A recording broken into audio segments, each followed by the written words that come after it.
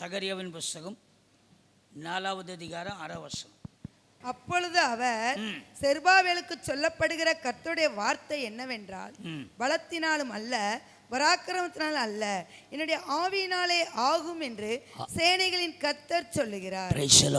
பலத்தினாலும் அல்ல பராக்கிரமத்தினாலும் அல்ல, தேவனுடைய ஆவியினாலே ஆகும். அதனால நீங்க ஆவியானவரை சார்ந்திருக்கணும். அதுதான் செய்தி.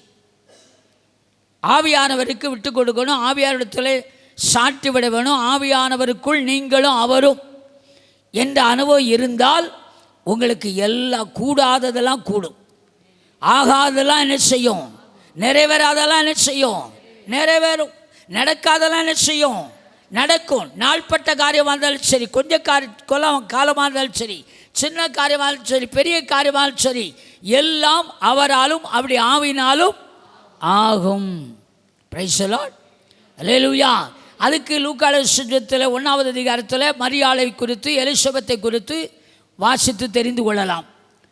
அவள் கர்ப்பவதி ஆகிய ஒரு ஆண்களை பெறுவாள் என்று சொல்லி அறிவிக்கப்பட்ட பொழுது அவள் கேட்டாள், இது எப்படி ஆகும், எப்படி ஆகும் என்று சொன்ன பொழுது, கர்த்தருடைய ஆவியான உண்மையில் நிழலிடுவார்.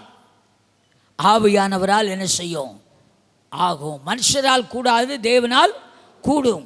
இது இப்போ பிரசங்கம் அல்ல, உங்களுக்கு சொல்லுகிறேன். கர்த்தருடைய ஆவியினால் ஆகும். அருமலே ஒரு மலடி பிள்ளைத்தாட்சி ஆக்கி குழந்தை பெற்ற அனுபவத்தை தான் நம் சகரியாவை பெற்ற தாயின் தகப்பனை பார்க்கணும்.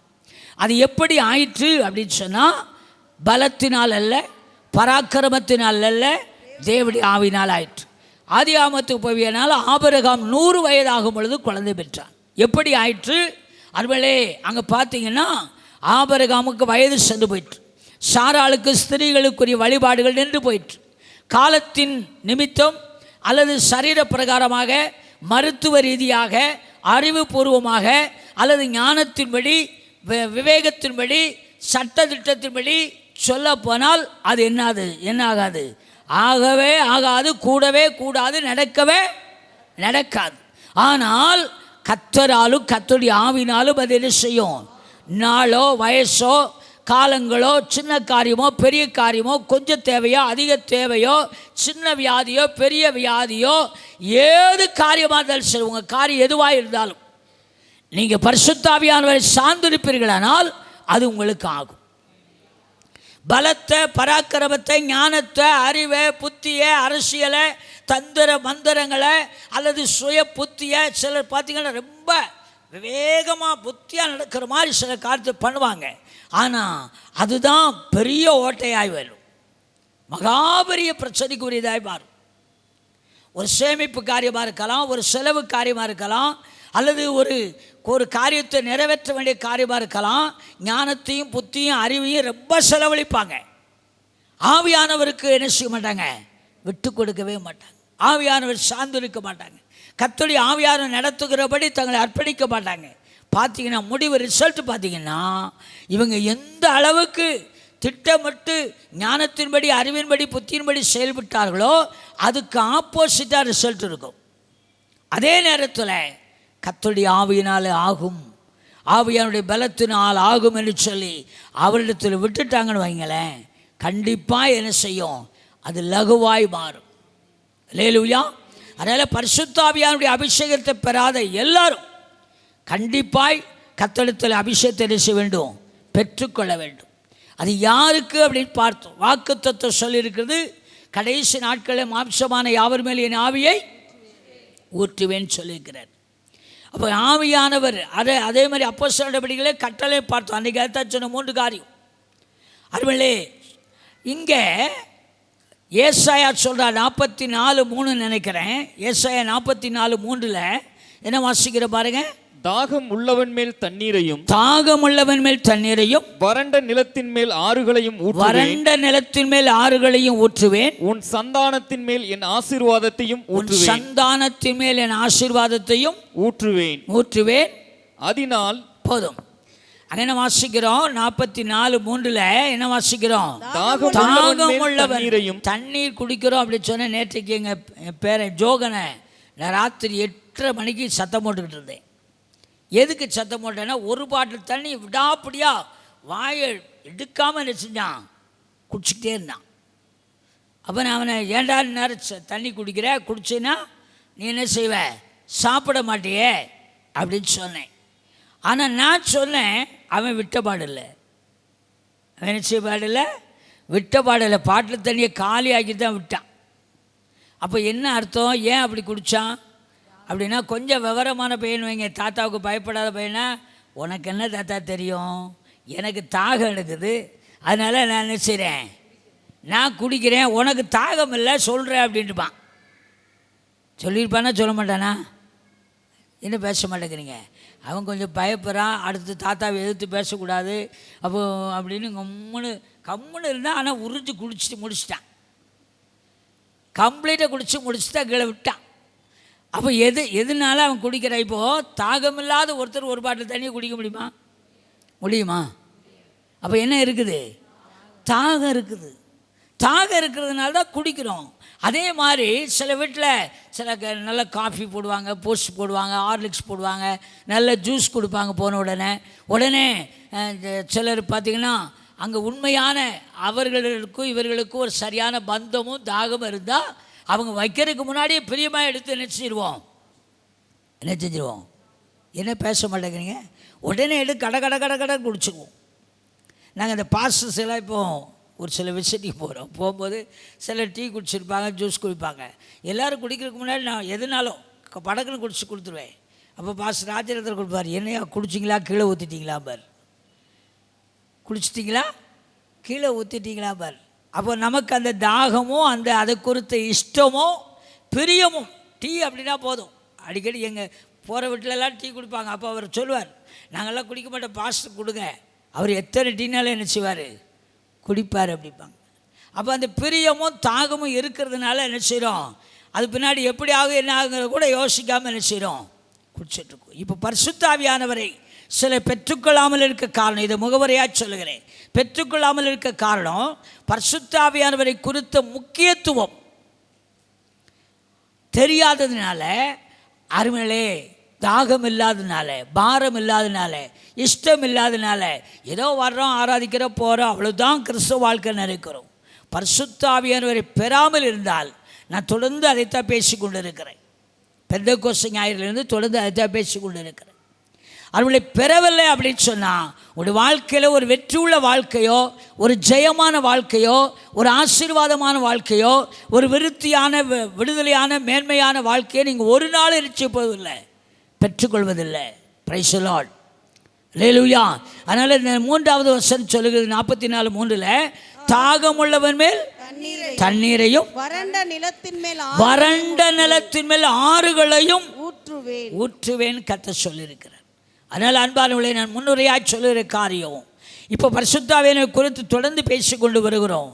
கடந்த வாரத்தில் பரிசுத்த ஆவியோட பலத்தினால் எல்லாம் ஆகும் அப்படின்னு பார்த்தோம். அருமையிலே, அது ஆகணும் அப்படின்னா நீங்களும் நானும் நிச்சயமாக அதை என்ன செய்யணும், பெற்றுக்கொள்ளணும். அது குறித்த தாகம் தரிசனம் பண்ணணும். இன்றைக்கு நான் உங்கள் மத்தியிலே கர்த்தருடைய ஆவியான கொடுத்த தலைப்பு என்னன்னு சொன்னால், பரிசுத்த ஆவியான உங்களுக்குள் வரும் பொழுது ஒரு புதிய பலன் உண்டாகிறது, புது பலன். இன்றைக்கு தலைப்பு என்னென்னா, பரிசுத்த ஆவியானவரால் புது பலன் அப்படிங்கிறதா தலைப்பு. அல்லேலூயா. இதைத்தான் நம்ம எல்லா நேரத்திலும் சொல்லுவோம். பரிசுத்த ஆவியானவர் அப்படின்னா அப்போஸ்தலர் 1:8 நமக்கு நன்றாக தெரியும், அப்படி தான் பார்ப்போம். நான் கடந்த வாரத்தில் கடைசியாக முடிக்கும் பொழுது நியாயாதிபதியின் புத்தகம் 6வது அதிகாரத்தில் அருமையிலே கிதியோனுடைய காரியத்தை சொல்லி முடித்தேன். அதில் வாசிக்கும்படியாக சொன்னேன்.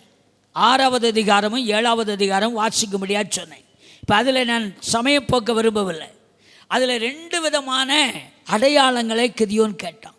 கிதியோன் எங்கே இருந்தால் முதல்ல அப்படி கேட்டிங்கன்னா, மீதியானியர் அங்கே பயங்கரமாய் அருமையிலே அவர்களுக்கு விரோதமாக கர்த்தரே ஒப்பு கொடுத்தார் என்று சொல்லி பார்க்கிறோம். இங்கே 6வது அதிகாரம் முதல் பகுதியில் படித்து பார்த்தீங்கன்னா தெரியும். அவர்கள் தேவனுக்கு விரோதமாய் செயல்பட்டதுனால மீதியானுடைய கையில் கர்த்தர் என்ன செய்கிறாரு, ஒப்பு கொடுத்தார். அப்போ அங்கேருந்து விடுதலை ஆக்கும்படி அருமையிலே அங்கே பல காரியத்தை யோசித்து கொண்டு இருக்கும் பொழுது நீங்கள் வாசித்து பார்த்தீங்கன்னா 12ஆம் வசனம் 12, 13, 14 மட்டும் வாசிங்களேன். கர்த்தருடைய தூதனானவர் அவனுக்கு தரிசனமாகி, பராக்கிரமசாலியே, கர்த்தர் உன்னோட இருக்கிறார் என்றார். அப்பொழுது கிதியோன் அவரை நோக்கி, என் ஆண்டவனே, கர்த்தர் எங்களோடு இருந்தால் இவையெல்லாம் எங்களுக்கு நேரிடுவானேன்.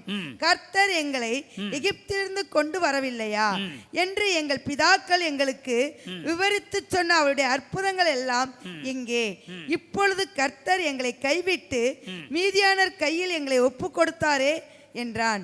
அப்பொழுது கர்த்தர் அவனை நோக்கி பார்த்து, உனக்கு இருக்கிற இந்த பலத்தோட போ, நீ இஸ்ரவேலை மீதியானரின் கைக்கு நீங்களாக்கி ரட்சிப்பாய், உன்னை அனுப்புகிறவர் நான் அல்லவா என்றார். போதும். இதைத்தான் நான் கடந்த வாரத்தில் சொன்னேன். உனக்கு இருக்கிற இந்த பலன் போதும், இந்த பலன் போதும். இப்போ இவன் எங்கே இருந்தான் அப்படின்னு பார்த்தீங்கன்னா, அவன் அருமையாக சொல்கிறான், எங்களுக்கு இப்படிப்பட்ட கஷ்டம் வருவானேன், இப்படிப்பட்ட பிரச்சனை வருவானேன், இப்படிப்பட்ட காரியம் வருவானேன், அங்கே நடந்த சம்பவங்களெல்லாம் சொல்கிறான். இவன் எங்கே இருந்தான்னு பார்த்தீங்கன்னா, அதுக்கு முந்தைய 2 வருஷம் வாசிங்களேன். நான் உங்கள் தேவனாய கர்த்தர் என்றும் நீங்கள் குடியிருக்கும் அவர்கள் தேசத்தில் உள்ள எமேரருடைய தேவர்களுக்கு பயப்படாதீர்கள் என்றும் உங்களுக்கு சொன்னேன். நீங்களோ என் சொல்லை கேளாதே போனீர்கள் என்கிறார் என்று சொன்னான். அதற்கு பின்பு கர்த்தருடைய தூதனானவர் வந்து அபேசிரனான யோவாசின் ஊராகிய ஒப்ராவில் இருக்கும் ஒரு கர்வாலி மரத்தின் கீழ் உட்கார்ந்தார்.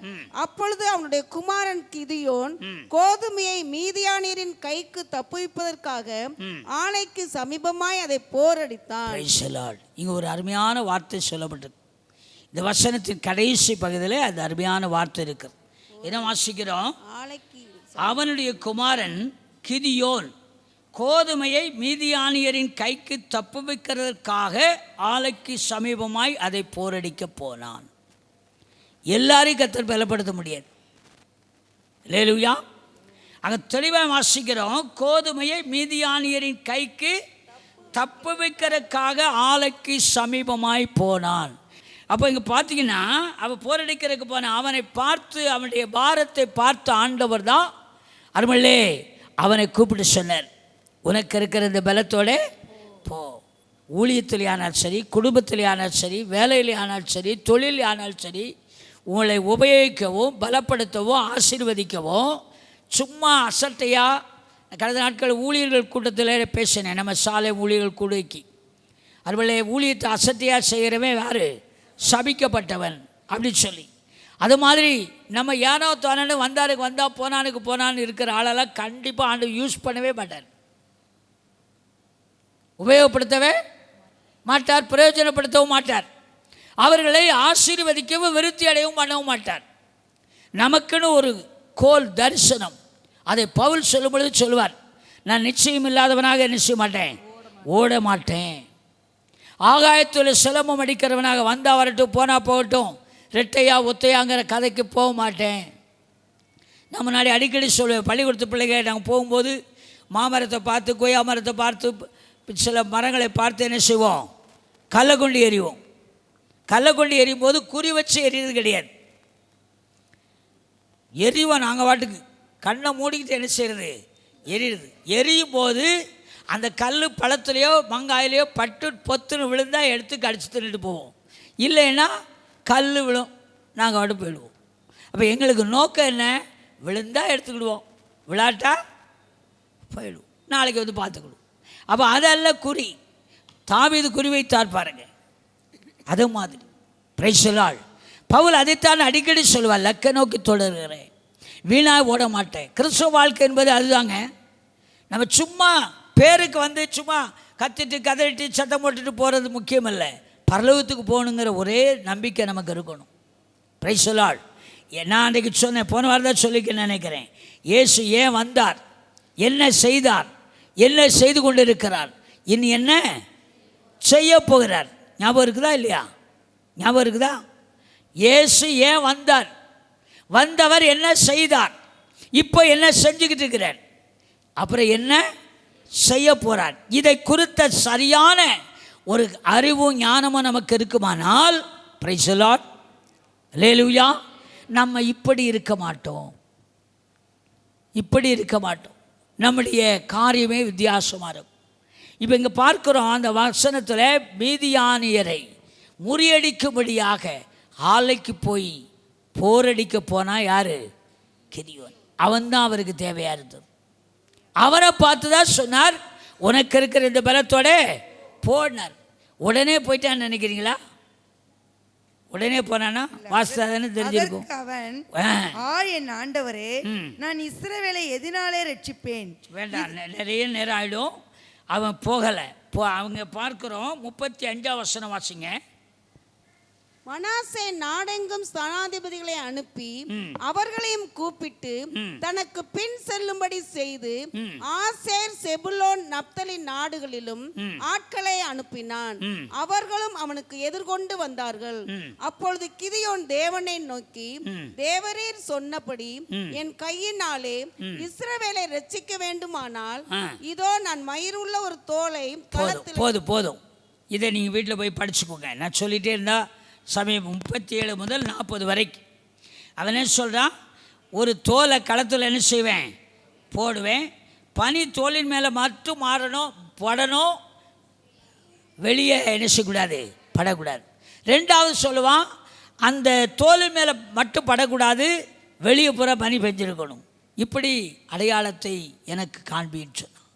அடுத்து தூதனிடத்தில் பேசினான். அடுத்தபடி நான் பலி செலுத்தும்படி வருவேன், நீ பயப்படாதேன்னு சொல்லுவார். அந்த கிதியோனை பார்த்து நீங்கள் அதை தெளிவாக வாசிக்க முடியும். அப்போது அவன் சொல்லுவான், அவன் அதே மாதிரி ஆட்டை கொண்டு வந்து அருமையை பலி செலுத்துவான். பலி செலுத்தி அந்த தூதரிடத்தில் சொல்லும் பொழுது அவன் ஒரு கோலை நீட்டுவான். கோலை நீட்டும் பொழுது அங்கே என்ன நடக்குது? படிச்சிருந்தா தானே தெரியும் பாஸ்டர், நாங்கள் தான் படிக்கலையே, அதனால் நீங்கள் இதே சொல்லுங்கள் அப்படிங்கிறீங்க. இப்போ அந்த பகுதி மட்டும் வாசித்து பாருங்களேன். கோலை நீட்டும் பொழுது என்ன நடக்குது? 6வது அதிகாரத்தில் 20ஆம் வசனம் முதல் வாசி. அப்பொழுது தேவனுடைய தூதனானவர் அவனை நோக்கி, நீ இறைச்சியையும் புளிப்பில்லாத அப்பங்களையும் எடுத்து இந்த கற்பாரின் மேல் வைத்து ஆணத்தை ஊற்று என்றார். அவன் அப்படியே செய்தான். அப்பொழுது கர்த்தருடைய தூதன் தமது கையில் இருந்த கோலின் நுனியை நீட்டி இறைச்சியையும் புளிப்பில்லாத அப்பங்களையும் தொட்டார். அப்பொழுது அக்கினி கற்பாறையிலிருந்து எழும்பி இறைச்சியையும் புளிப்பில்லாத அப்பங்களையும் பட்சித்தது. கர்த்தரின் தூதனானவரோ என்றால் அவன் கண்களுக்கு மறைந்து போனான். இது முதல் சம்பவம். அவன் கேட்பான், எப்படி ஆண்டவரே அப்படி சொல்லி வாசித்து பாருங்க 15ஆம் வசனம் முதல். அதற்கு அவன், என் ஆண்டவரே, நான் இஸ்ரவேலை எதினாலே ரட்சிப்பேன்? இதோ மனாசையில் என் குடும்பம் மிகவும் எளியது. நன்றாய் பாருங்க இந்த வசனத்தை. மனாசையில் என் குடும்பம் மிகவும் எளியது, என் தகப்பன் வீட்டில் நான் எல்லாரிலும் சிறியவன் என்றான். ஆமென். ரொம்ப எளி. நம்ம சில நேரம் இப்படி தான் சொல்கிறோம், நான் சாதாரண ஆள், நான் எளியவன். தகப்ப வீட்டில் எல்லார பார்க்கல நான் யார்? கடைக்குட்டி, எளியவன், சிறியவன். அதனால் நான் எப்படி இதை ரட்சிப்பேன், இது எப்படி எனக்கு தெரியும் அப்படிங்கிறான். அப்போ கீழே தான் வாசிக்கிறோம். அதற்கு கர்த்தர், நான் உன்னோடு இருப்பேன், ஒரே மனுஷனை முறியடிப்பது போல நீ மீதியானியரை முறியடிப்பாய் என்றுட்டு தான் இந்த பலி செலுத்துகிற விவரத்தை சொல்லுவார். இதெல்லாம் நீங்கள் படிச்சிருந்தீங்கன்னா இப்போ நான் இவ்வளவு பிரசங்கம் பண்ண வேண்டிய அவசியம் இல்லை. அப்போ சொல்லுவார், நீ இப்படி பலி செலுத்து அப்படிவார். செலுத்தி முடித்த உடனே அவர் தூதன் சொல்லுவான், செய்து முடிச்சிட்டேன். தூதன் என்ன சொல்கிறான்? ஒரு கோலை நீட்டுக்கிறான். கோலின் நீட்டுகிற சமயத்தில் என்ன நடக்குது? அந்த 21ஆம் வசனம். அப்பொழுது கர்த்தருடைய தூதன் தமது கையில் இருந்த கோலின் நுனியை நீட்டி இறைச்சியையும் புளிப்பில்லாத அப்பங்களையும் தொட்டார். அப்பொழுது அக்கினி கற்பாறையிலிருந்து எழும்பி. அக்கினி எங்கிருந்து எழும்பிச்சு? கற்பாறை. அதான் தேவனுடைய வல்லமை, அதான் கர்த்தருடைய பலன். Price the Lord. அங்கே இருந்து எழும்பி என்ன நடந்துச்சு பாருங்க. இறைச்சியும் புளிப்பில்லாத அப்பங்களையும் பட்சித்தது. கர்த்தரின் தூதனோ அவன் கண்களுக்கு மறைந்து போனான். இது முதல் சம்பவம். அவன் தான் கேட்டான், ஆண்டவரே, மிதியாண்டு கூட்டம் பெரிய கூட்டம், அதை நான் எப்படி ரட்சிப்பேன்? எனக்கு பலன் இல்லைன்னு சொன்ன அவனை பார்த்து தான் கர்த்தர் சொன்னார், உனக்கு இருக்கிற பலத்தோட போ அப்படின்னார். போனார். அப்போ ஆனாலும் அவன் அதை சொல்கிறான். அந்த 17 வருஷத்து வாசமே அந்த 14 அவர் சொன்னார், கர்த்தர் அவனை நோக்கி பார்த்து, உனக்கு இருக்கிற இந்த பலத்தோட என்ன செய், போ அப்படின்னார். 15 அவன் சொன்னான், நான் போறதுக்கு அந்த 15 வசனத்திலும் வாசிங்க. அதற்கு அவன், என் ஆண்டவரே, ஆண்டவனே, நான் இஸ்ரவேலை எதினாலே ரட்சிப்பேன். இதோ மனாசையில் என் குடும்பம் மிகவும் எளியது, என் தகப்பன் வீட்டில் நான் எல்லாரிலும் சிறியவன் என்றான். அதற்கு கர்த்தர், நான் உன்னோடு கூட இருப்பேன், ஒரு மனுஷனை முறியடிப்பது போல நீ மீதியானியரை முறியடிப்பாய் என்றார். ஆமென். இப்படித்தானே பல நேரத்தில் நம்ம சொல்லிக்கிட்டு இருக்கோம். நம்ம தேவைகளுக்காக, பிரச்சனைக்காக, கஷ்டத்துக்காக, வியாதிக்காக, அருமையிலே நம்முடைய சூழ்நிலைக்காக, நாள்பட்ட பிரச்சனைக்காக, எத்தனையோ காரியங்களுக்காக இப்படித்தானே சொல்லிக்கிட்டு இருக்கிறோம். நான் சாதாரண ஆள், என்னால் முடியாது. அவன் அருமையாக சொல்ல பாருங்க, எளிய குடும்பம், எல்லாரும் நான் யார், சிறியவன். 14 சொல்லிட்டார், உனக்கு இருக்கிற பலத்தோட போட்டார்.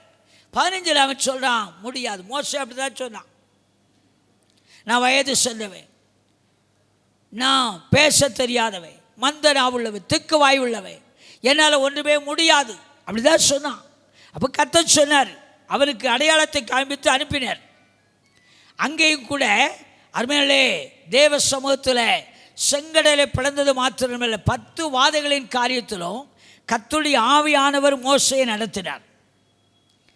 அந்த செங்கடல் காரியத்தில் பாருங்கள், இதே மாதிரி தான் கோலை நீட்டுன்னு சொன்னார். நீட்டுனா கோலில் என்ன இருந்தது? கோலில் என்ன இருந்துச்சு? தேவனுடைய வல்லமை, பரிசுத்தாவியுடைய பலன். Price the Lord.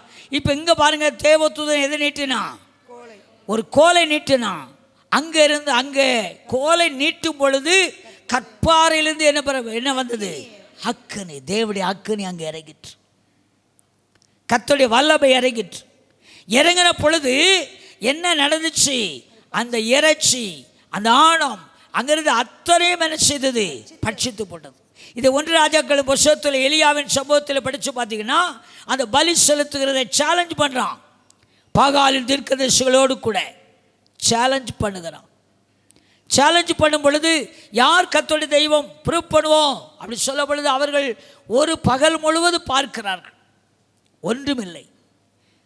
அந்திப்பலி செலுத்துகிற சாயங்கால நேரத்தில் அருமையாலே அவன், நான் உங்களுடைய ஊழியக்காரன் என்றும் நீர் என்னுடைய வார்த்தையை கனமணி என்று சொல்லி இந்த ஜனங்கள் அறியும்படிக்கு என்னை கேட்டாலோ அப்படி ஜோமணி முடித்தான். அப்போ என்ன உண்டாயிற்று? ஆமாம், எங்கேருந்து? வானத்திலிருந்து ஒரு அக்கினி பிரவேசித்து. 1 ராஜாக்கள் புத்தகம் 18 அதிகாரத்தில் பார்க்கிறோம். சில எங்கேயோ தேடிக்கிட்டு இருக்கிறோம். ஒரு அக்கினி இறங்கினது என்ன உண்டாயிற்று? பலியை என்ன செய்தது? அப்பொழுது கர்த்தரிடத்தில் இருந்த அக்கினி இறங்கி அந்த சர்வாங்க தகன பலியையும் விறகுகளையும் கற்களையும் மணலையும் பட்சித்து வாய்க்கால் இந்த தண்ணீரையும் நக்கி போட்டது. எங்க உண்டாயிற்று? எங்க இருந்து வந்துச்சு அக்கினி? கர்த்தரிடத்திலிருந்து ஒரு அக்கினி. அருமையான தேவனுடைய பிள்ளைகளே, பரிசுத்தாவி உங்களுக்குள் வரும் பொழுது ஒரு புது பலன், ஒரு அதுவும் மாத்திரமல்ல, இயற்கைக்கு செயற்கைக்கு அப்பாற்பட்ட ஒரு காரியம் செய்கிற அளவுக்கு பலன் உங்களுக்கு. இதை ஆதியாகமம் தொட்டு வெளிப்படுத்தல் வரைக்கும் நீங்கள் படித்து பார்த்தீங்கன்னா அதிர்ச்சியான காரியம் இருக்கும். அது அவர்களுக்குத்தானே ஏன் அப்படி இல்லை, அதைத்தான் நான் சொல்லி வருகிறேன். உங்களுக்கு எனக்கும் கர்த்தர் வாக்கு பண்ணியிருக்கிறார். உங்களுக்கு எனக்கும் கர்த்தர் வாக்கு பண்ணியிருக்கிறார். என்னால் முடியாது, கூடாது, நடக்காது, என் காரியம் ஆகாது, என் பிள்ளைகள் காரியம், புருஷன் காரியம், மனைவி காரியம் மாறாது, மாற்ற முடியாது என்று சொல்லிக் கொண்டிருக்கிற உங்களுக்கு தான் கர்த்தருடைய ஆவியார் பேசிக் கொண்டிருக்கிறார். கர்த்தருடைய ஆவியினாலே ஆகும். மாத்திரமல்ல, பரிசுத்த ஆவியார் உங்களிடத்தில் வரும் பொழுது நீங்கள் பலன் அடைகிறீர்கள். சத்துவமும் சக்தியும் நமக்குள்ளே பெறுகிறது. அது எப்படி அப்படின்னா, இயற்கைக்கும் செயற்கைக்கும் அப்பாற்பட்ட காரியம். கிதியோனை பார்த்து, உனக்கு இருக்கிற பலத்தோட போ அப்படின்னா, நான் உன்னை இன்னும் பலப்படுத்துவேன் அர்த்தம். இன்னும் பலப்படுத்தும். எப்படி? கர்த்தருடைய ஆவியினால. Price the Lord. 15 அதை சொன்னார். 16, 17 வாசிக்கிறோம். அதற்கு கர்த்தர், நான் உன்னோடு கூட இருப்பேன், ஒரே மனுஷனை முறியடிப்பது போல நீ மீதியானியரை முறியடிப்பாய் என்றார். Price the Lord. போதும். நான் அதற்கு கர்த்தர், மறுபடியும் வாசிங்க. நான் உன்னோடு கூட இருப்பேன். ம். ஒரே மனுஷனை முறியடிப்பது போல ஆ. நீ மீதியானியரை முறியடிப்பாய் அந்த என்றார். பெரிய கூட்டத்தை குறித்து நீ பயப்பட வேண்டாம். அந்த பெரிய காரியத்தை குறித்து நீ பயப்பட வேண்டாம். Praise the lord. அல்லேலூயா. இந்த வருஷத்தின் வாக்குத்தத்தம் என்ன? மோசேக்கு கர்த்தர் சொன்னார் யாத்திரா புஸ்தகத்திலே, நான் உன்னோட கூட இருந்து நான் செய்கிற காரியம் பயங்கரமாக இருக்கும், பயங்கரமாக இருக்கும். இப்போ இங்கே அந்த 16 வருஷத்தில் அதைத்தான் வாசிக்கிறோம். அதற்கு கர்த்தர், ம். நான் உன்னோடு கூட இருப்பேன். ஒரே மனுஷனை முறியடிப்பது போல நீ மீதியானியரை முறியடிப்பாய் என்றார். Praise the Lord. ஒரே மனுஷனை முறியடிக்கிறது போல நீ மீதியான நினைச்சுவாய், முறியடிப்பாய். கடந்த வாரம் நினைவுபடுத்தினேன், பலன் உள்ளவனுக்காகலும் பலனற்றவனுக்காகலும் உதவி செய்வது எனக்கு லேசான காரியம், லேசான காரியம். அல்லேலூயா. லேசான காரியம் எப்போ? ஆவியானவங்க மீது நிழலிடும் பொழுது, பரிசுத்த ஆவியார் உங்களை பலப்படுத்தும் பொழுது. Price the Lord. பரிசுத்த ஆவியார் உங்களுக்குள்ள வரும்போது நீங்கள் பலன் அடைவீர்கள். அந்த பலன் லகுவாய் ஜெயித்து விடுவீங்க. அருளே, நாம் மீகா தீர்க்கதரிசி புஸ்தகம் 3:8 வாசித்தோமே. மீகாவில் வாசித்தோம் அல்லவா? 3:8 வாசிங்க சீக்கிரம். யாக்கோபுக்கு அவன் மீறுதலையும் இஸ்ரவேலுக்கு அவன் பாவத்தையும் அறிவிக்கும்படி கர்த்தருடைய ஆவி அருளிய பலத்தினாலும் நியாயத்தினாலும் பராக்கிரமத்தினாலும் நிரப்பப்பட்டிருக்கிறேன். Price the lord. அல்லேலூயா. அந்த வசனத்தில் பாருங்க, கர்த்தருடைய ஆவியின் பலத்தினாலும் நியாயத்தினாலும் பராக்கிரமத்தினாலும். Price the lord. அல்லேலூயா. பராக்கிரமசாலியே அப்படிங்கிற காரியம் இந்த கிதியோனை குறித்து சொல்லப்பட்டிருக்கு. அவன் யாரு? பராக்கிரமசாலி. போன வாரம் சொல்லி முடிச்சிட்டேன், மறுபடியும் சொல்ல வேண்டிய அவசியம் இல்லை. அவன் எடுத்த ஆயுதங்கள் எல்லாம் பெரிய பெரிய ஆயுதங்கள் அல்ல. என்ன ஆயுதம்? என்னது? ஒரு மண்பானை, தீவெட்டி, அப்புறம் எக்காலம், ஒரு கையில் பட்டயம். Price the Lord. ஆனால் எதையும் யூஸ் பண்ணலை. தீவெட்டியை கொளுத்தினார்கள், மண்பாட்டையை உடைத்தார்கள். அடுத்து ஒரே ஒரு பாட்டு பாடினார்கள். என்ன பாட்டு? கர்த்தரின் பட்டயம் கிதியோனுடைய பாட்டையும். அதுதான் பரிசுத்தாவின் பலன். அல்லேலூயா, அல்லேலூயா. அப்போ லகுவாய் ஈஸியாக இவங்க போய் யாரையாவது வெட்டினாங்க, குத்துனாங்க, அடித்தாங்க, கிளத்தள்ளினாங்க, மல்லு கட்டினாங்க. ஏதாவது இருக்கா?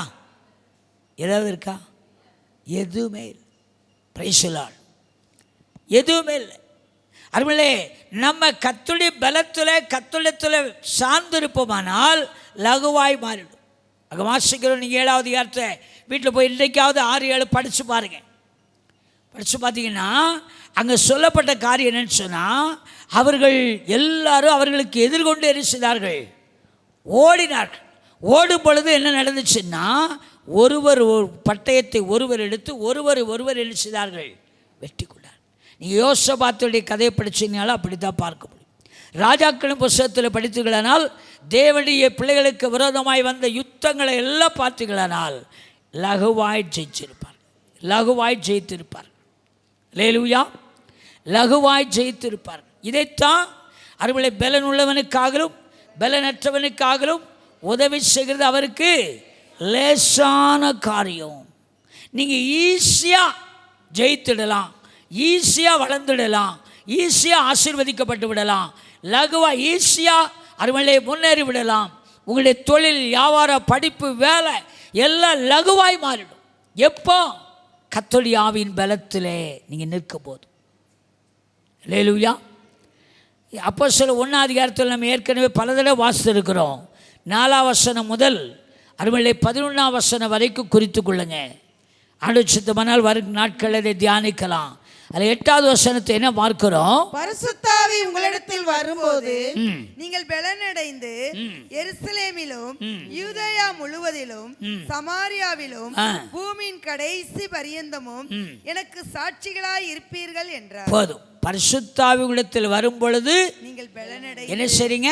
பலனடை என்ன செய்றீங்க? எல்லாரும் சொல்லுங்க வாயை திறந்து. பரிசுத்த ஆவி வரும் பொழுது நீங்கள் பலன். சிலர் என் பிள்ளைகள் பரிசுத்தாவி பெற்றுட்டாங்க, அந்த கூட்டத்துக்கு போய் பெற்றாங்க, இந்த கூட்டத்துக்கு போய் பெற்றாங்க, இல்லை நம்ம சபையில் பெற்றாங்க, நம்ம வீட்டில் பெற்றாங்க, நம்முடைய ஜெபக்கூட்டத்தில் பெற்றாங்கன்னு சொல்லுவாங்க. ஏற்றுக்கொள்கிறேன். பரிசுத்தாவி அபிஷேகம் பெற்றால் முதலாவது அவன் பலப்பட்ட ஒரு மனுஷனாக இருக்கணும்.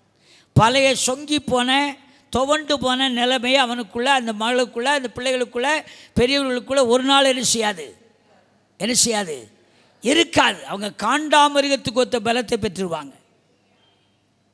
அல்லேலூயா. காட்டெருமைக்கு ஒத்த பலன் வேதத்தில் வாசிக்கிறோம். ஏசாயா 40 சொல்லியிருக்கிறார் பாருங்க. ஏசாயா 40:39 வாசி பாருங்க. ஏசாயா 40:39.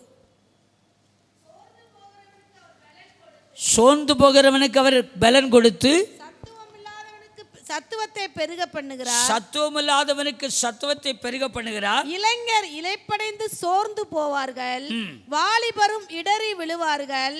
கர்த்தருக்கு காத்திருக்கிறவர்களோ புது பலன் அடைந்து கழுகளை போல செட்டைகளை அடித்து எழும்புவார்கள். அவர்கள் ஓடினாலும் இளைப்படையார்கள், நடந்தாலும் சோர்ந்து போகார்கள். 29 முதல் 31 வரைக்கும் அருமையாக என்ன பார்க்கிறோம்? சோர்ந்து போகிறவனுக்கு அவர் பலன் கொடுத்து. பரிசுத்தாவி அபிஷேகம் பெற்றா முதல்ல சோம்பேறியா தூங்கின பிள்ளை பெருசியாது. சொல்லுங்க, வாயத்தன்னு சொல்லுங்களேன். அப்படியே அசையாமல் முன்னாடி நினைச்சுன்னா இப்போ அசையாமல் நிற்கா. அபிஷேகம் பெற்றா துள்ளும், குதிக்கும், ஆடும். Price the Lord. நான் பெற்ற அபிஷேகத்தை குறித்து முன்னாடி சொல்லியிருக்கிறேன், இப்போ சொல்லி பொழுதுபோக்க விரும்பலை. அருமையிலே அபிஷேகம் அப்படின்னு பெற்றா அவனுக்குள்ள ஒரு புது பலன் உண்டாயிருக்கணும். மான்களை போல துள்ளுவான். சும்மா சரீர பிரகாரமாக சும்மா அப்படி இப்படி ஆச்சா பச்சா துள்ளுறதில்லை. வாழ்க்கையில் அந்த வசனத்துக்கு கீழே பார்க்குற சாட்சி உள்ள வாழ்க்கை, புது பலன். அந்த புது பலன் வரும் பொழுது அருமையிலே ஒரு பெரிய சோர்வுகள் மாற்றப்படும், வாழ்க்கை நிலைமை மாறி இருக்கும். ஒருவன் கிறிஸ்துக்குள்ள இருந்தால் அப்படி இருக்கிறான். பழையனை எல்லாம் செஞ்சு, ஆமாம், அந்த சூது வாது கபடு அந்த மனுஷிகமான காரியமெல்லாம் அவங்களுக்குள்ள என்ன செய்யாது, இருக்காது. ஆக்ஷன் பண்ணுறதெல்லாம் இருக்காது. மாய்மாலம் பண்ணுறதெல்லாம் என்ன செய்யாது, இருக்காது. மாய்மாலம் உள்ள வாழ்க்கை இருக்காது. ஆளை பார்த்தா ஒரு மாதிரி, ஆளை பார்க்க அப்பா அம்மா இருந்தால் ஒரு மாதிரி ஜெபம், வேத வாசிப்பு, பைபிளை திறந்து வச்சுக்கிறது. அப்பா அம்மா இல்லைன்னா, போதகர் இல்லைன்னா, விசுவாசி இல்லைன்னா, அப்படிப்பட்ட வாழ்க்கை என்ன செய்யாது இருக்கவே இருக்காது. அங்கே வாசிக்கிற சோர்ந்து போகிறவனுக்கு பலனையும் சத்துவமில்லாதவனுக்கு சத்துவத்தை என்ன செய்கிறாரா, பெருகப்படுகிறார். அல்லேலூயா. பெருகப்படுகிறார். அப்போ பெருக்கம், அந்த பலன் என்பது ஒரு ஜெயத்தை குறிக்கிறது. வெற்றி உள்ள வாழ்க்கை வாழ வைக்கும். அதுக்கு நான் கிதியோனைத்தான் நான் அன்றைக்கு உதாரணமாக சொன்னேன். எப்படி ஆகும்? நாங்கள் இந்த ஊர்லேயே எப்படிப்பட்ட குடும்பம், இந்த ஊர்லேயே வெறும் எளிய குடும்பம்னு சொல்லலை, மிகவே எளிய குடும்பம். காசு பணம் இல்லை, படிப்பு இல்லை, வேலை இல்லை, தொழில் இல்லை, அன்றாடம் ஆண்டவரை பார்த்து வாழ்கிறோம். ஆனால் அவனுக்குள்ள ஒரு வைராக்கியம் மட்டும் இருந்துச்சு. அதைத்தான் நான் வாசித்து காமிச்சேன். மீதியானியருக்கு விரோதமாய் போரடிக்க எங்கே போனான்? களத்துக்கு போனான். அதுதான் தேவை. அல்லேலூயா. சில ஆட்கள் பார்த்தீங்கன்னா ஞாயிற்றுக்கிழமைக்கு அப்புறம் அடுத்த ஞாயிற்றுக்கிழமை தான் பார்க்க முடியும். இந்த களத்துக்கு வர மாட்டாங்க. இங்கேயும் குறிப்பிட்ட நேரம் தான் வந்து ஜோமனன்னு எங்கேயும் எழுதி போட்டிருக்கோமா? எப்போ வரலாம். களம் உங்களுக்கு ஆயத்தமாக இருக்குது. அல்லேலூயா. தேவ சமத்தில் இரவும் பகலும் அல்லும் பகலும் அழுது கதறி கண்ணீர் விட்டு ஆராதித்து தேவனை மகிமைப்படுத்துகிற ஒரு அனுபவம் நமக்கு இருக்கணுங்க. அப்படிப்பட்டவனை கர்த்தர் அபிஷேகித்தார். உனக்கு இருக்கிற பலன் போதுன்னாரு. போதுன்னவர் கர்த்தர் மறுபடியும் அவனை பலப்படுத்தினார். அவரை விசேஷ ஆவியினால நிரப்பினார். அவன் பராக்கிரமசாலியாய் மாறிட்டான். இந்த ஊர்லேயே நாங்கள் எளிய குடும்பம், மிகவும் எளிய குடும்பம். அதில் நான் எல்லாரிலும் யாரு சிறியவன். நான் ரொம்ப கழுசடை. என் பாணியில் சொல்கிறேன். பைபிள் என்ன சொல்லிக்குது? சிறியவன் சொல்லிக்குது. என் பாணியில் என்ன சொல்கிறேன்? கழுசடை, ஒன்றுக்குமே உதவாது. தாவீது குடும்பத்தில் தாவீது ஒன்றுக்குமே உதவாதவன் தான் எங்கே அனுப்புனார்? ஈசா எங்கே அனுப்புனார்? நீ காட்டில் போய் ஆடை மேய்ச்சி அது மூலமாக உன் வாழ்க்கையை ஓட்டிக்க அப்படிங்கிற மாதிரி. இன்றைக்கி அப்படியெல்லாம் கிடையாது. இன்றைக்கி ஒன்றுக்குமே உதவலைன்னா ஊழியத்துக்கு கொண்டாந்து விட்டு, அதுவும் கூட நம்ம சபையில் இல்லை. ஒன்றுக்குமே உதவானா போனாலும் பரவாயில்ல, நாங்கள் பாஸ்டர்கிட்ட போய் ஊழியத்துக்கு மட்டும் என்ன செய்ய மாட்டோம் பேச மாட்டேங்கிறீங்க. இத்தனை வருஷம் நம்ம குடும்பங்கள் இருக்கிறத ஏதாவது ஒரு பிள்ளையை கொண்டாந்து, பாஸ்டர் இந்த பிள்ளையை ஊழியத்துக்காக கொடுக்குறேன், இந்த பையனை ஊழியத்துக்காக கொடுக்குறேன், நீங்கள் வச்சு அவனை பயிற்சி கொடுத்து கர்த்தருடைய ஊழியத்தில் பயன்படுத்துங்கன்னு எந்த குடும்பமாக அது எழுச்சி வந்திருக்குமா? ஆனால் அன்றைக்கு அவன் அப்படி தான் அனுப்பினான். இப்போ நம்ம நினைப்பு என்னென்னா, எப்படி ஆகலும் கொஞ்சம் காலம் சம்பாதிக்கணும், கொஞ்சம் காலம் நாங்கள் பெருகணும், வளரணும், ஆளணும், ஆஸ்தியை சேர்க்கணும், ஐஸ்வர்யத்தை சேர்க்கணும், அப்படி தான் நினைக்கிறோம். கர்த்தருக்கென்று இவன் கிதியோன் தெரிந்து கொள்ளப்பட காரணமே அதுதான். மீதியானருக்கு விரோதமாய் போரடிக்க களத்துக்கு வந்தான். கர்த்தர் அவனை பார்த்து தான் சொன்னார், உனக்கு இருக்கிற பலம் போதும், நான் உன்னோட கூட இருந்து அவ்வளோ பெரிய கூட்டத்தை ஒரு சிம்பிளாக ஒரு தொத்த மனுஷனை அடிக்கிறது போல் என்ன செய்வேன், அடிப்பாய். நடந்துச்சா நடக்கலையா? ஈஸியாக நடந்துச்சு. எப்படி? கர்த்தருடைய ஆவியின் பலன். இப்போ அப்போஸ்தலர் 1:8 அப்படி தான் வாசிக்கிறோம். பரிசுத்த ஆவியிடத்தில் வரும் பொழுது பலன் அடைந்து. அதுமில்லை, அதே மாதிரி ஏசாயா 40 அதுதான் வாசிக்கிறோம். கர்த்தருக்குள் காத்திருக்கிறவர்கள் புது பலன் அடைந்து. வாசி பாருங்க அந்த வசனம் மட்டும். காத்திருக்கிறவர்கள் புது பலன் அடைந்து கழுகுகளைப் போல செட்டைகளை அடித்து எழும்புவார்கள். அவர்கள் ஓடினாலும் இளைப்படையார்கள், நடந்தாலும் சோர்ந்து போவார்கள். ஆமென். நச்சனல்ல, அவங்களுடைய நட உடை எல்லாமே வித்தியாசமாக இருக்கும். சில சொல்லுவாங்க, என் பிள்ளைகள் பரிசுத்தா பெற்றுட்டு, நான் அபிஷேகம் பெற்றுட்டேன், நான் அப்படியே அப்படி பெற்றேன் இப்படி பெற்றேன்பாங்க. வாழ்க்கையில் பலன் அடைந்த அந்த மாற்றம் கண்டிப்பாய் வெளிப்படையாய் தெரியணும். அல்லேலூயா. அப்படி பலன் பெற்றவர்கள் ஜெயம் பெறுவார்கள். பலன் பெற்றவர்கள் எல்லாவற்றையும் சுதந்தரித்துக் கொள்வார்கள். அல்லேலூயா. வேதத்தில் வெளிப்படுத்தல் வாசிக்கிற ஜெயம் கொள்ளுகிறவன் எவனோ அவன் எல்லாவற்றையும் சுதந்தரித்துக் கொள்வான். அந்த வசனம் கூட தெரியல பாருங்க. ஜெயம் கொள்ளுகிறவன் எவனோ அவன் எல்லாவற்றையும் என்ன செய்வான், சுதந்தரித்துக் கொள்ளுவான். வாழ்க்கையில் முன்னேற்றம் வேணுமா, செழிப்பு வேணுமா, ஆசீர்வாதம் வேணுமா, விருத்தி வேணுமா, இயேசுவை ஏற்றுக்கொண்டது உண்மைதான். Price the Lord. அதுமல்லே, தேவ சமூகத்தில் பலன் பெற்றால் ஜெயம் பெறுவார்கள். பலன் பெற்றால் ஆசீர்வாதமாக இருப்பாங்க. பலன் பெற்றால் வாழ்க்கையில் முன்னேற்றம் இருக்கும்.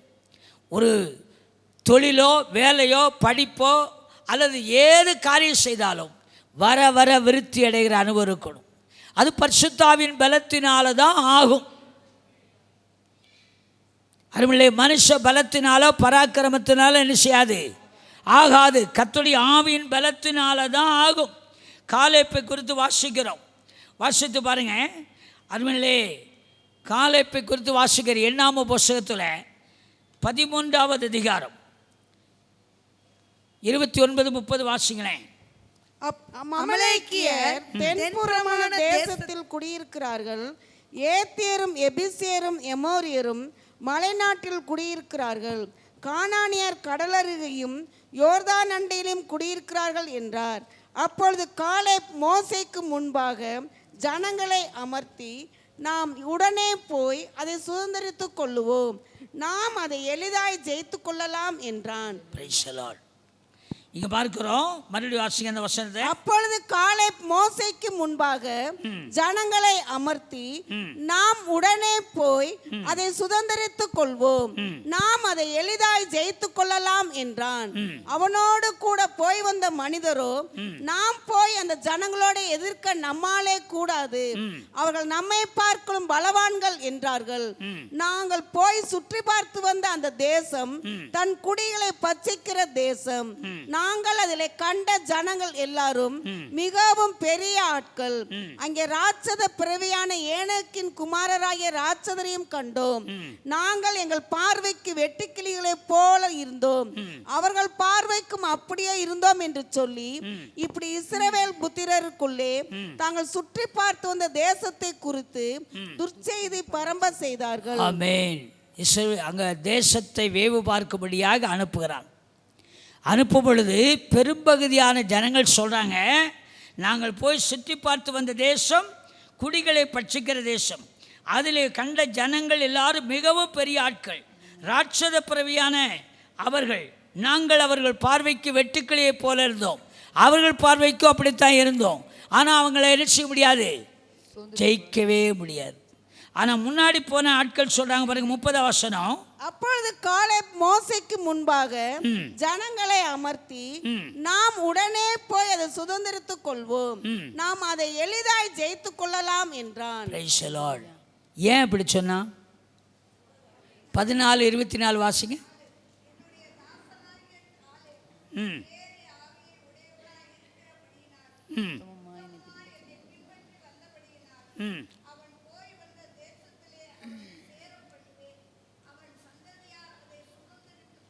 அல்லேலூயா. 14:24 அங்க வாசிக்கிறோம். என்னுடைய தாசனாய காலேப் வேறே ஆவியை உடையவன். ஆனால் அந்த துச்செய்தியை பரப்புறாங்க பாருங்க, அவங்க பொய்யெல்லாம் சொல்லலை, அவங்க சொல்லது 100க்கு 100 உண்மை.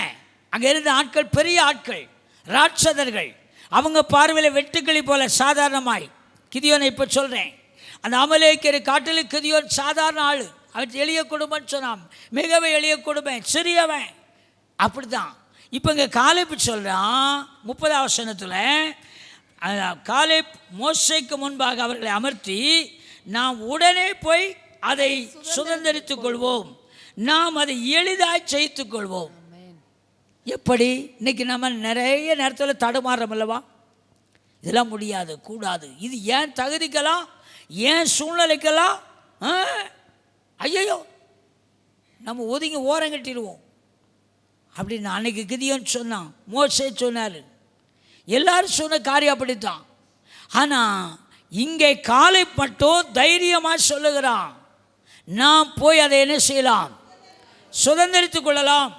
இப்போ நான் சொல்கிறேன், இந்த உலகத்தில் எதை நீங்கள் சுதந்திரிக்கணும்னா, ஜெயிக்கணும்னா அந்த 14:24 உங்கள் அனுபவமாக இருக்கணும். பாருங்களேன், என்ன ஆவி? வேறே ஆவியை உடையவனாக இருந்தபடினாலே. அல்லேலூயா. அப்போ அந்த பரிசுத்தாவின் பலத்தை பெற்ற மனுஷன் தான் சொல்கிறான், நான் சுதந்திரித்துக் கொள்வேன், நான் ஜெயித்துடுவேன். சொல்ல முடியுமா நீங்கள்? என் பிரச்சனையை மேற்கொள்வேன், ஜெயித்துடுவேன், நான் இந்த காரியத்தை சுதந்திரிப்பேன். இந்த வருஷத்தில் என்னுடைய வாழ்க்கையில், என்னுடைய மனைவி வாழ்க்கையில், புருஷ வாழ்க்கையில், பிள்ளைகளுடைய வாழ்க்கையில், என்னுடைய படிப்பில், வேலையில், தொழிலில், வியாபாரத்தில் நான் இதை எளிதாக சுதந்திரித்து கொள்ளுவேன், ஜெயித்துடுவேன். சொல்ல முடியுமா? எல்லாரும் சொல்ல முடியாது. யார் சொல்ல முடியும்? அந்த கர்த்தருடைய ஆவியானுடைய பலத்தை பெற்றவன் தான் சொல்ல முடியும். அல்லேலூயா. கர்த்தருடைய ஆவியின் பலத்தை பெறாத யாரும் என்ன செய்ய முடியாது, சொல்லவே முடியாது. நியாயாதிபதி புஸ்தகத்தில் அதைத்தார பார்த்தோம். அருமையிலே, இன்றைக்கு உங்களுக்கு சொல்லுகிறேன், நம்முடைய வாழ்க்கையில் பரிசுத்தாவின் பலன் எதற்கு அப்படின்னா, இந்த உலக வாழ்க்கையில் முதலாவது பாவத்தை ஜெயிக்க முடியும். அல்லேலூயா. யோசேப்பு குறித்து நான் அன்றைக்கு சொன்னேன், ஆதியாகம புஸ்தகத்தில் யோசேப்பு குறித்து இந்த ராஜா சொன்னார். என்ன சொன்னார்? ஆதியாகமம் 41:38 வாசிச்சு பாருங்க. ஆதியாகமம் 41:38. அப்பொழுது பார்வோன் தன் ஊழியக்காரரை நோக்கி, தேவ ஆவியை பெற்ற இந்த மனுஷனைப் போல வேறொருவன் உண்டோ என்றான். தேவ ஆவியை பெற்ற இந்த மனுஷனைப் போல வேறொருவன் உண்டோ என்றார். நீங்கள் அந்த ஆதியாகம புஸ்தகத்தில் யோசேப்பு குறித்து வாசித்து பார்த்தீங்கன்னா, அருமையிலே அவன் சிறு வயது தொடங்கி கர்த்தரோடு இருந்தவன், கர்த்தருடைய ஆவியானவரால் நடத்தப்பட்டவன். அதனால தான் சின்ன பிள்ளையாக இருக்கும் பொழுதே சொப்பனம் காண்பான். சொப்பனம் கண்டு சொல்லுவான், யார்கிட்ட? அப்பா அம்மாட்ட சொல்லுவான், அண்ணன்மார்கிட்ட சொல்லுவான், எல்லார்ட்டும் சொல்லும் பொழுது அங்கே அவனுக்கு அப்போவே பொறாமையும் அவனுக்கு விரோதமான காரியம் உண்டாயிற்று. உண்டான பொழுது அருமையிலே அந்த 37 அதிகாரத்தில் படித்து பார்த்தீங்கன்னா, அவன் முழுமையாய் அவர்களால் வெறுக்கப்பட்டான், ஒதுக்கப்பட்டான். இன்னும் அவன் நம்ம வீட்டுக்கே தேவையில்லை, குடும்பத்துக்கே தேவையில்லைன்னு சொல்லி அவனை வெறுத்தார்கள், கொலை செய்ய போனார்கள், அவர்களை விற்று போட்டார்கள், அவனை நினையாமல் போனார்கள். அதுக்கு ஒரே ஒரு காரணம், அருமையிலே இது என்ன சொல்கிறேன்னு சொன்னால், கர்த்தருடைய ஆவியை பெற்று கர்த்தருடைய ஆவியின் பலத்தினால் வாழும் பொழுது இது நடக்கும். ஆனால் நடந்தது என்ன? யோசேப்போடு கூட கர்த்தர் இருந்தபடினால இந்த நியாயாதிபதி 6:16 சொல்லப்பட்டபடியே அருமையிலே அங்கே பார்க்கிறோம். போத்திபார் அந்த அடிமைச்சந்தையில் வாங்கும் பொழுது 39 அதிகாரத்தில் வாசிக்கிறோம், யோசேப்போடு கூட கர்த்தர் இருக்கிறார் என்றும் அவன் செய்கிற காரியத்தை கர்த்தர் வாய்க்க பண்ணுகிறார் என்று வாசிப்பார்கள். ஆதியாகமம் 39. கர்த்தர் அவனோடு இருந்தபடியினாலும் அவன் எதை செய்தானோ அதை கர்த்தர் வாய்க்க பண்ணினபடினாலும் அவன் வசமாயிருந்த யாதொன்றையும் குறித்து சிறைச்சாலை தலைவன் விசாரிக்கவில்லை. கர்த்தர் அவனோடு இருக்கிறார் என்றும் அவன் செய்கிற யாவையும் கர்த்தர் வாய்க்க பண்ணுகிறார் என்றும் அவன் எஜமான் கண்டு. ஆமென். 2ஆம் வசனம், கர்த்தர் யோசேப்போடு இருந்தார், அவன் காரிய சித்தியுள்ளவன் ஆனான், அவன் எகிப்தியனாகிய தன் எஜமானுடைய வீட்டிலே இருந்தான். கர்த்தர் அவனோடு இருக்கிறார் என்றும் அவன் செய்கிற யாவையும் கர்த்தர் வாய்க்க பண்ணுகிறார் என்றும் அவன் எஜமான் கண்டான். அதுக்கப்புறம் தான் சிறைச்சாலை அதிகாரி. அப்போ இதற்கு காரணம் என்ன சொன்னால், யோசேப்பு தேவனுடைய ஆவினால் நிரப்பப்பட்டு தேவ பலத்திலே சார்ந்து வாழ்ந்தவன். அல்லேலூயா. அப்போ இங்கே என்ன பார்க்கிறோம், அங்கே வாசித்த காலேப்பை குறித்து வாசிக்கும் பொழுது அவன் என்ன செய்தான், எளிதாய் சுதந்திரித்துக் கொள்வோம், எளிதாய் ஜெயித்து கொள்வோம் என்று சொன்னான். இப்போ இங்கே யார் அப்படின்னு பார்த்தீங்கன்னா, ஆதியாகமத்தில் யோசேப்பு கர்த்தரோடு கூட இந்த 2ஆம் வசனத்தில் ஒரு அருமையான காரியம் இருக்குது. 2ஆம் வசனத்தை திரும்ப வாசிங்க. கர்த்தர் யோசேப்போடு இருந்தார், அவன் காரிய சித்தியுள்ளவன் ஆனவன், அவன் எகிப்தியனாக தன் எஜமானுடைய வீட்டிலே இருந்தான். போதும். அங்கே என்ன வாசிக்கிற, கர்த்தர் யோசேப்போடு இருந்தார், கர்த்தருடைய ஆவியானவரும் அவனோடு கூட இருந்ததுனால அவன் என்ன ஆனானா, இப்போ நம்ம காரியமெல்லாம் சித்திக்கிறதா, காரியமெல்லாம் வாய்க்கிறதா? 3ஆம் வசனத்தில் கர்த்தர் யோசேப்போடு கூட இருந்தபடினால அவன் செய்கிற காரியத்தில் கர்த்தர் என்ன செய்தார், வாய்க்க பண்ணினார் என்று யார் அறிஞ்சான்? எஜமான், பிரஜாதியான் அறிஞ்சான். இப்போ உங்களை குறித்து, என்னை குறித்து, நான், என் மனைவி, என் பிள்ளைகள், நம்ம சபையார் அறிவதை காட்டில் யார் அறிஞ்சிருக்கணும்? இவங்களும் அறிஞ்சிருக்கணும். அதுக்காக இவங்களுக்கு அறியாமல் இருக்கக்கூடாது. புறஜாதியார் சொல்லணும், நமக்கு மேலுள்ள அதிகாரி சொல்லணும், மேலுள்ள பழகினவர்கள் சொல்லணும், இவர்களோடு கூட கர்த்தர் இருக்கிறார், இவர்கள் காரியமெல்லாம் கர்த்தர் வாய்க்கப்படுகிறார். அப்போ தேவனுடைய ஆவியின் பலன் உங்களுக்குள்ளே இருந்தால் காரிய சித்தி உள்ளவர்களாய் மாற்றப்படுவீங்க. ஒரு காரியம் சித்திக்கும். என் பிள்ளை ஃபெயில் ஆயிடுச்சு, சரியாக படிக்க மாட்டேங்கிறான் அப்படின்னா அவனை கர்த்தருக்குள்ளே, கர்த்தருடைய ஆவியானவருக்குள்ளே நடத்துங்க, அவன் காரியம் சித்திக்கும், அவன் காரியம் வாய்க்கும். அல்லேலூயா. என்னைக்கா அபிஷேகம் பெற்றுட்டான், ஆமாம், அப்புறம் அப்படிங்கிற திருப்தி இருக்கக்கூடாது. வாழ்க்கை மாறி இருக்கிறதா பார்க்கணும். தானியேலின் புஸ்தகத்தில் 6ஆவது அதிகாரம் 28ஆம் வசனத்தில் அதுபோல் 2 ராஜாக்கள் அரசாண்ட காலத்தில் தானியேலின் காரியம் எப்படி இருந்ததா? எப்படி இருந்தது? ஜெயமாக இருந்தது. தானியேலின் காரியம் ஜெயமாக இருந்தது. அதுக்கு என்ன காரணம் அப்படின்னு பார்த்தீங்கன்னா, தானியேலை குறித்து வாசிக்கிறோம். அதுபோல் 6ஆவது அதிகாரத்தில் அந்த முதல்ல அவனுக்கு நான் பல விதமான தகுதிகள் உங்களுக்கு சொல்லியிருக்கிறேன். அதில் ஒரு தகுதி பாருங்கள், தானியேல், சாத்ராக், மேஷாக், ஆபேத்நேகோ இவர்களெல்லாம் அவர்களை அங்கே என்ன பெற்றிருந்தார்கள் என்று சொல்லி எழுதப்பட்டிருக்கிறது. வாசித்து பாருங்கள். 6ஆம் அதிகாரத்தில், தானியேல் 6ஆவது அதிகாரத்தில் அவர்களை 3ஆம் வசனம் வாசிங்க. இப்படி இருக்கையில் தானியேல் பிரதானிகளுக்கும் தேசாதிபதிகளுக்கும் மேற்பட்டவனாய் இருந்தான்.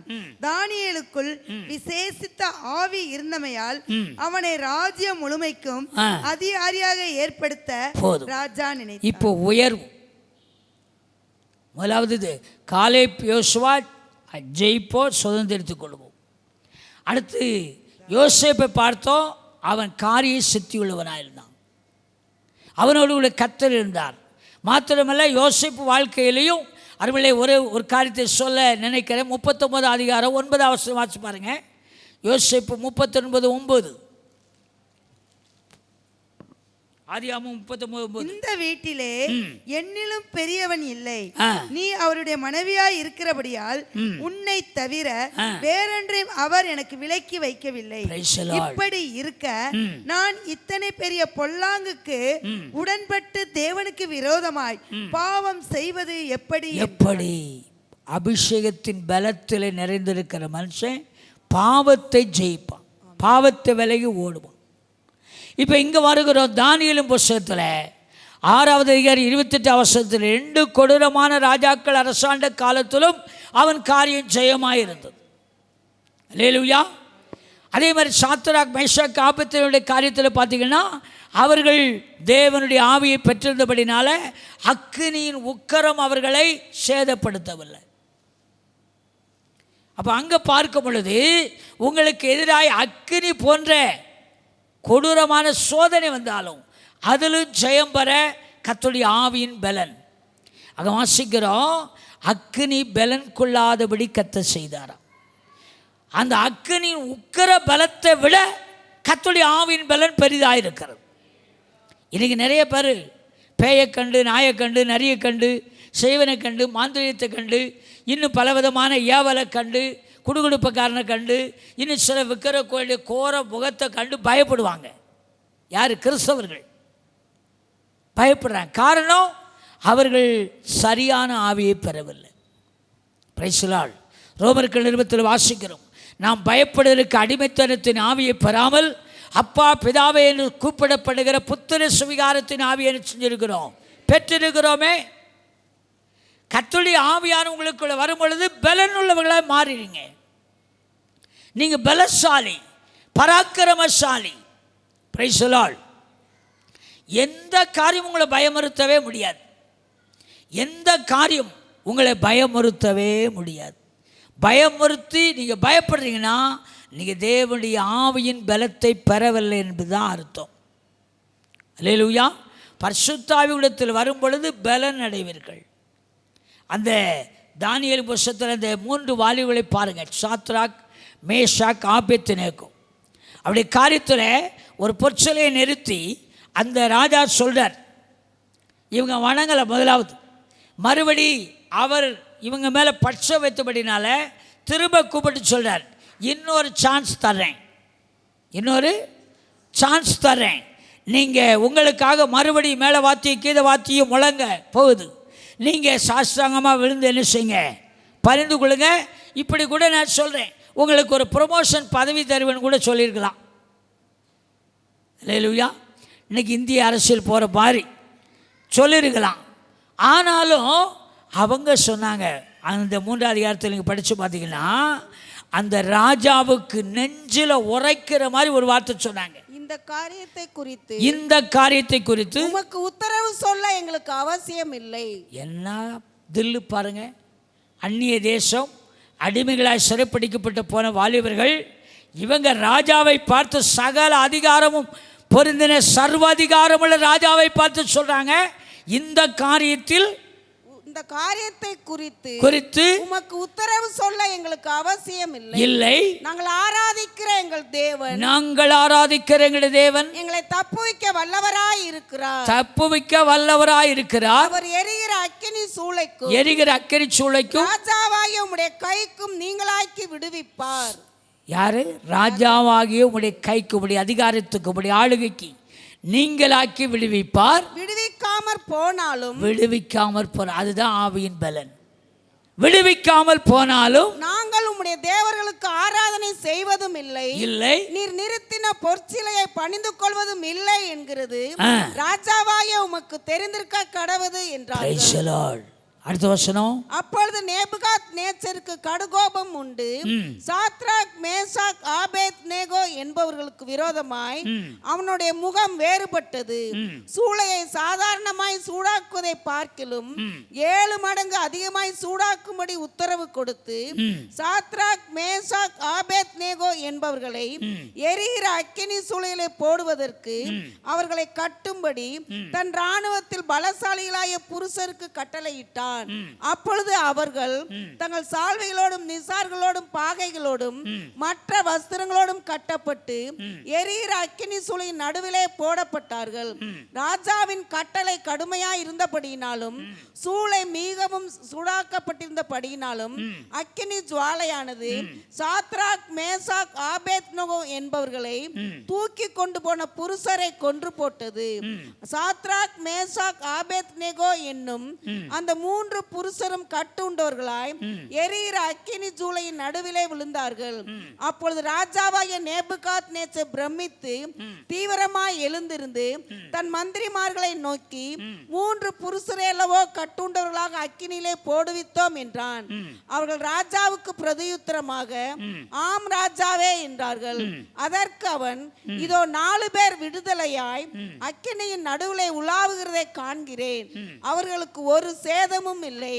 4ஆம் ஆளின் சாயல் தேவ புத்திரனுக்கு ஒப்பாயிருக்கிறது என்றான். அப்பொழுது நேபுகாத் நேச்சர் எரிகிற அக்கினி சூளையின் வாசலண்டைக்கு வந்து, உன்னதமான தேவனுடைய தாசராய சாத்ராக் மேசாக் ஆபேத் நேகோ என்பவர்களே, நீங்கள் வெளியே வாருங்கள் என்றான். அங்கே பார்க்கிறோம். அப்பொழுது சாத்ராக் மேசாக் ஆபேத்நேகோ என்பவர்கள் அக்கினியின் நடுவிலிருந்து வெளியே வந்தார்கள். தேசாதிபதிகளும் அதிகாரிகளும் தலைவரும் ராஜாவின் மந்திரிகளும் கூடி வந்து அந்த புருஷனுடைய சரீரங்களின் மேல் அக்கினி பெலன் செய்யாமலும் அவருடைய தலைமயிர் கருகாமலும் அவர்களுடைய சால்வைகள் சேதப்படாமலும் அக்கினியின் மனம் அவர்களிடத்தில் வீசாமலும் இருந்ததை கண்டார்கள். 27 அதிகார வசனம் தான் மிகப்பெரிய மிக முக்கியமான வார்த்தை. அக்கினி என்ன செய்யலையா? அந்த வசனத்தை திரும்ப வாசிங்க. தேசாதிபதிகளும் அதிகாரிகளும் தலைவரும் ராஜாவின் மந்திரிகளும் கூடி வந்து அந்த புருஷருடைய சரீரங்களின் மேல் அக்கினி பெலன் செய்யாமலும். போதும். அங்க என்ன வாசித்த? முதல்ல எரிகிற அக்கினியை எத்தனை மடங்கு சூடாக்கினார்? 7 மடங்கு. ஆமா, அவ்வளவு உக்கரமா சூடாக்கினார். எனக்கு வர்ற சோதனை யாருக்குமே வரலங்க அப்படிமோ சொல்றோம்ல, அதை விட சூடாக்க வேற வாய்ப்பே இல்லை. அப்படிப்பட்ட நேரத்தில் இங்கே வாசிக்கிற 27 அக்கினி என்ன செய்யவில்லையா? அதை பார்க்கலும் தேவனுடைய ஆவியின் பலன் பெரிதாக இருக்கிறது. சத்தமாக கரங்களை தட்டி ஒரு அலையிலே சொல்லுங்க. அதனால் அருமையானவர்களே, பலன் என்பது சாதாரணமான காரியம் அல்ல. Praise the lord. அல்லேலூயா. சாதாரணமான காரியம் அல்ல பலன் என்பது. அருமையானவர்களே, இந்த உலகத்தில் எல்லா சக்திக்கும், எல்லா அதிகாரத்துக்கும், எல்லா விதமான பலத்துக்கும், பராக்கிரமத்துக்கு மேலானது கர்த்தருடைய ஆவியின் பலன். அதை நீங்கள் பெற்றுக்கொண்டா, அருமையானவர்களே, நான் இன்றைக்கு பார்த்தோம். அருமையானவர்களே, நியாயாதிபதி 6வது அதிகாரத்தில் வாசித்தோம். எளிதாய் அருமையானவர்களே மிக சாதாரணமாய் அந்த பெருங்கூட்டத்தை ஜெயித்தான். Price the Lord. பெருங்கூட்டத்தை அழித்தான், முறியடித்தான் என்று சொல்லலாம். அடுத்தபடியாய் பார்த்தோம். அருமையானவர்களே, காலேப் யோசுவா. அதில் காலேப் வேறே ஆவியை பெற்ற மனுஷன். அவன் சொன்னான், எளிதில் ஜெயித்து கொள்ளலாம், எளிதில் சோதரித்து கொள்ளலாம். Price the Lord. யோசேப்பு குறித்து பார்க்கிறோம். அருமையானவர்களே, யோசேப்புடைய காரியம் மிக அற்புதமாக ஆச்சரியமான காரியம். கர்த்தர் அவனோடு கூட இருந்தார். கர்த்தருடைய ஆவியின் பலன் அவனோடு கூட இருந்தபடினாலே அப்படி வாழ்க்கையில் அருமையானவர்களே புறஜாதியாய் இருக்கிற எஜமான் கண்டான் என்று பார்க்கிறோம். தேசத்துக்கு அதிபதியாய் உயர்த்தப்பட்டான் என்று பார்க்கிறோம். அதனால பாவம் செய்யாதபடி பாதுகாக்கப்பட்டான் என்று பார்க்கிறோம். இன்றைக்கு இத்தனை காரியம், பெருங்கூட்டம், பெரிய பிரச்சனை, பெரிய காரியம் எனக்கு விரோதமாக இருக்கிறது என்றால், அருமையானவர்களே உனக்கு இருக்கிற பலன் போதும். கர்த்தர் உன்னோடு இருக்கிறார். யோசேப்போடு கூட இருந்தவர் உங்களோடு கூட இருக்கிறார். தானியேல் புஸ்தகத்தில் 2 கொடூர ராஜாக்கள் அரசாண்ட காலத்திலும் அருமையிலே தானியேலின் காரியம் ஜெயமாக இருந்தது, விசேஷித்த ஆவியை பெற்றிருந்தான். இப்போது சாத்ராக் மேஷாக் ஆபேத்நேகோ காரியத்தில் பார்த்தோம், அக்கினி சூளையான கொடூரமான அருமையிலே காரியங்கள். அதிலும் கர்த்தர் அவனோடு கூட அக்கினியின் நடுவில் உலாவினால் பார்க்கும். மாத்திரமல்ல, எவ்வளவு உக்கரமாய் அந்த அக்கினியை சூடாக்க முடியும் ஆக்கினா, அந்த அக்கினியின் பலன் கொள்ளாதபடி தேவ பலன் அங்கு வெளிப்பட்டது. அந்த பலத்தை நீங்கள் பெற்றுக்கொள்வீர்களானால், பரிசுத்த ஆவியிடத்தில் வரும்பொழுது நீங்கள் பலன் பெறுவீர்கள். அந்த பலனை பெற்றுக்கொள்வீர்களானால் உயர்வு உண்டு, முன்னேற்றம் உண்டு, ஆசீர்வாதம் உண்டு, செழிப்பு உண்டு, விடுதலை உண்டு, விருத்தி உண்டு.